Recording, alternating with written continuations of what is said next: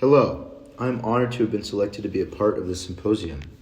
I'm Hunter Wanamaker, a freshman from Atlanta, Georgia, and right now I'm potentially double majoring in law, history, and society and economics, with a minor in classical and Mediterranean studies as well.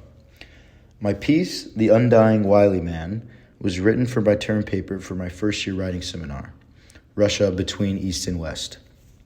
This writing seminar centered around post-Soviet Russia, through literature, film, media, first-hand accounts, interviews, and political speeches, and many more.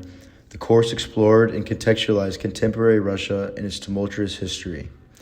The point of this course, and what I focused on in my paper, was how Russia's history has shaped its people, its policy, its culture, to what it is like today, and how it interacts with the rest of the world.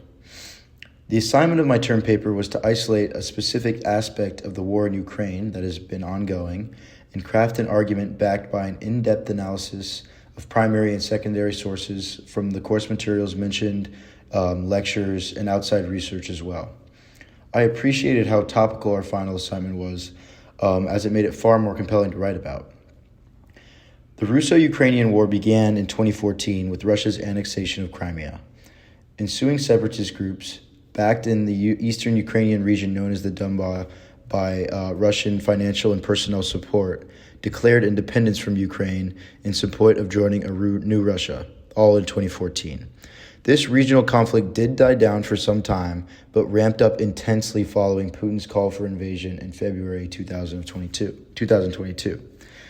The conflict has persisted ever since, with thousands of casualties, civilians and soldiers alike, the displacement of countless Ukrainian people, and widespread infrastructural damage to all of Ukraine. My paper focused on investigating how Russians have reacted to this war and providing a contextual analysis of how Russian history and its socialization of its citizenry have impacted these reactions.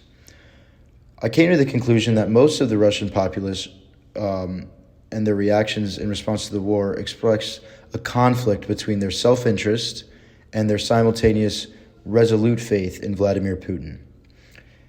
I found that by and large, Russia's history has shaped this response and their current temperament.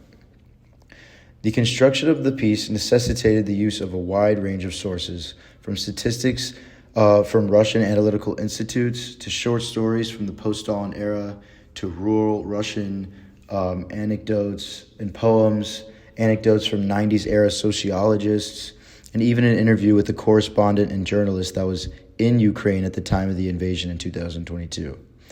Although challenging to parse through so much information and identify what would bolster my arguments and structure the best, I thoroughly appreciated examining such a broad range of source material. The research process felt extremely immersive, so I'm grateful for putting in the work to accomplish this paper and going through all this research. The process of creating this piece elevated my appreciation and empathy for the people of Russia and Ukraine alike. For that, I am extremely grateful as well, particularly as the typical American perspective is often ambivalent to the experience of individuals in the post-Soviet Eastern world. I have never taken a course so current yet so historically dense, forcing me to appreciate how the past directly creates the present. Thank you.